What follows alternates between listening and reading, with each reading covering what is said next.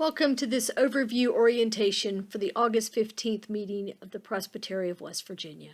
I'm Susan Sharp Campbell, Associate for Educational Ministry, and will be sharing important information about this meeting in this video.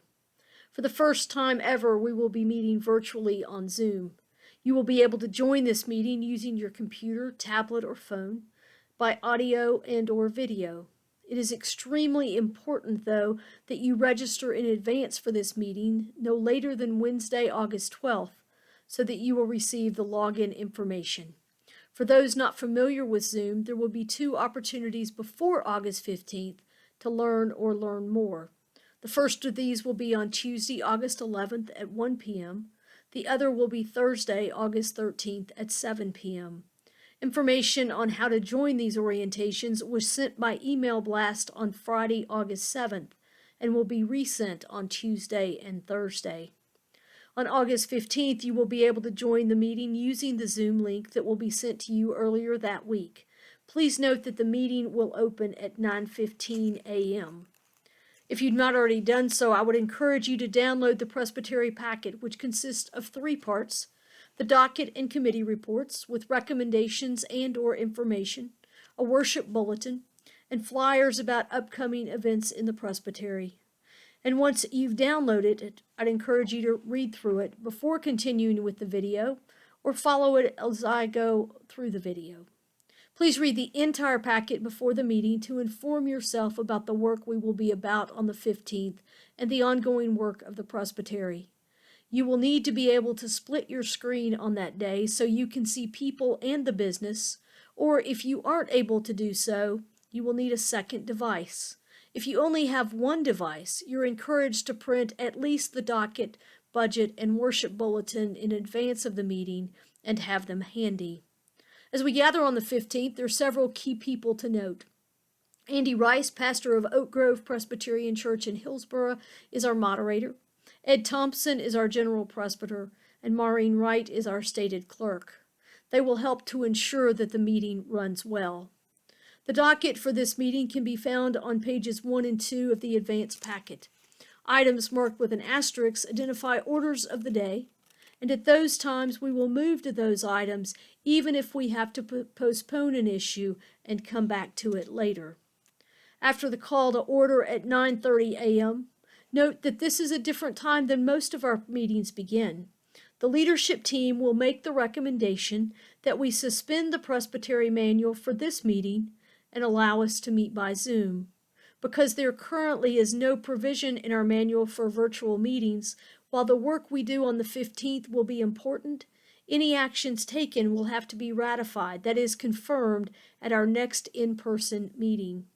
However, in light of the fact the Presbytery didn't meet in May, the leadership team felt it was important for us to meet virtually in August to address timely recommendations and issues.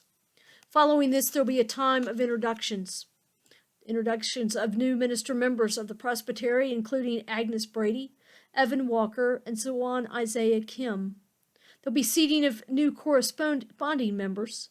These are members of other presbyteries who are laboring within our bounds, including our speaker this morning. Doing so gives them all voice at this meeting. Others to be introduced will be visiting ministers and ruling elders attending Presbytery meeting for their first time. After hearing that a quorum is present, which is 15% of ministers of word and sacrament, or 18, and 15% of our churches represented by a ruling elder, the docket will be approved. The consent agenda will be considered next. It can be found on page 3. Items here are those that leadership planning for this meeting identified as not likely to generate discussion, so they'll all be approved with one vote.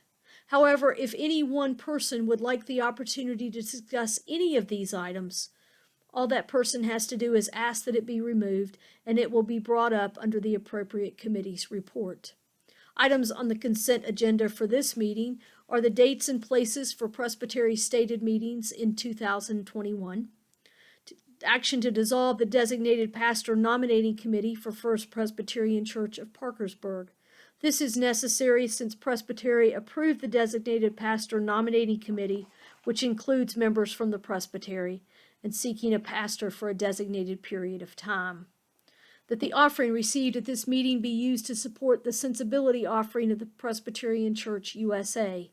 You may contribute to the offering using the Donate button on the Presbytery website or by sending a check to the Presbytery office. And finally, the consent agenda includes the approval of excused absences. The items of business in the opening portion of the meeting are the appointment of temporary clerks who will assist the moderator and clerk with monitoring the chat feature of Zoom, which is how folks will be recognized by the moderator, and tallying any needed virtual votes, and the appointment of members of the leadership team who are present to serve as the committee on bills and overtures. Their role will be clarified at the orientation meetings. The education focus for this meeting will be led by Susan Rothenberg, a minister member of Pittsburgh Presbytery, who will be sharing her experience with hate speech. Nellie Howard, our Resource Center Director, will introduce new resources available to be checked out from the Resource Center. You may do so by calling the Presbytery office Monday through Thursday or emailing Nellie at resourcecenter@wvpresbytery.org. A time of worship with communion will come next. You're encouraged to have some form of bread or crackers with you and a beverage of your choice to partake of during the sacrament. We will be led in worship by John Nelson, ruling elder from Hylon Presbyterian Church in St. Albans, Amy Parker, minister of the Education and the Arts at Village Chapel Presbyterian Church, Kyle Key, pastor of Taze Valley Presbyterian Church, and Maggie Russ, pastor of First Presbyterian Church, Bluefield. While most of the service will be live, much of the communion portion will be pre-recorded so as to include singing. While usually in our meetings we would move to lunch right after worship, at this meeting we'll move to the remainder of the business to be considered. Maureen Wright will review the procedural matters that can be found on pages 5 and 6 of the advance packet. These include principles of parliamentary law, courtesy to all, one item at a time, majority rule, respect the rights of the minority, justice for all, and partiality for none. Generally, these help us know how to work and play well and respectfully with others as we meet together. As items are discussed, pro and con speakers will alternate, with individuals identifying the position supported. When one person has spoken on a pending question, all others wishing to speak will be heard before that person can speak again. It takes special permission for anyone to speak on the same question more than twice. Here you will also find provisions from the Presbytery's manual that guide us, including who has the ability to speak and who has the ability to speak and vote. In the final section on page 5, you will find procedural rules we follow. Please note that the information in this video differs from that in the advance packet. The advance packet will be updated before the meeting. These changes and the details of how to seek recognition by the moderator in the virtual format will be reviewed during the 2 orientation meetings. In summary, commissioners will seek recognition through the Zoom chat feature. When called on by the moderator, share your name, church, or relationship to the presbytery. Address your questions to the moderator, and you will be muted by the Zoom host as soon as you finish. As part of the procedural rules, you'll find the limitation for debating any motion is 30 minutes per main motion, with each speaker limited to 3 minutes per speech, although this must be approved by 2/3 of those voting on the 15th. As you read the packet, if you see an item you feel called to speak to, you may want to write your remarks out to keep you focused and able to use your time wisely. In the printed stated clerk's report on page 4, you will find information on correspondence that Maureen Wright has received and shared. Next will be Ed Thompson, the General Presbyter's report. His written report, which highlights many of the differences he's experienced in his work since March and speaks of what he's been doing for much of the year, can be found on pages 7 to 14. During this time of COVID-19, Presbytery committees continue to be at work, albeit primarily on Zoom. In the committee reports, there are 2 sections. One contains recommendations which the Presbytery must vote on. The other provides information about the ongoing work of the committees as they carry out Presbytery's ministry and mission. In addition to the recommendations regarding this virtual meeting and meetings for 2021, the leadership team is also bringing a recommendation related to the time between grant requests for the New Life Congregational grants. In the information section of its report on pages 12 and 13, along with other items, you'll find information on those grants awarded, the Paycheck Protection Program loan received by the Presbytery, and the concerns about long-term financial sustainability for the Presbytery. The Stewardship Committee will then be recommending approval of the 2021 budget. You'll find this information on pages 15 to 17 of the advance packet. In addition, Rocky Poole, our financial administrator treasurer, will be reporting on the second quarter financial reports of 2020. These can be found on pages 18 to 28. The Administration Committee is bringing a recommendation regarding compensation for the General Presbyter. You will find this on page 29. Sarah Specht, Program Director at Bluestone, will be reporting on what has been happening with Church Camp this summer. You'll find additional information on what's happening at Bluestone on page 30 in the advance packet. The Committee on Ministry will be recommending that there be no change in minimum compensation for ministers of Word and Sacrament and certified Christian educators. The information section of their report includes approval of session moderators in churches without pastors, committee liaisons in churches in pastoral transition, approval of services of installation for 2 of our pastors, approval of covenants with stated supply pastors and commission pastors and the congregations they serve within the presbytery. The Committee on Representation will be bringing recommendations for the moderator of the presbytery for 2022, for committee chairs for 2021, and for committee members who will begin their work in 2021. Readers of the PCUSA standard ordination exams will also be elected. Please note that for all of these there will be a time of nominations from the floor. If you wish to nominate someone, you may do so, but anyone who is nominated must have agreed to serve in advance of being elected. You will find this report on pages 31 to 36 in the advance packet. The Relations Committee written report can be found on page 39. They will also have an oral report. The Mission Committee's report can be found on page 40, and they too will also have an oral report. Other reports to this meeting are only in written form and can be found on pages 41 to 49. I will highlight some of the things that are in those reports, but please read the entire reports. Just because they're written doesn't mean they're less important.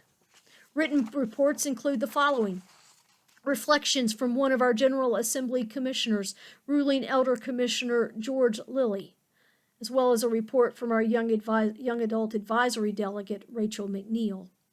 The Nurture Committee report provides information on Virtual Festival of Faith with Jill Duffield on Saturday, August 29th, and other upcoming events in the Presbytery, as well as the ongoing work of the committee.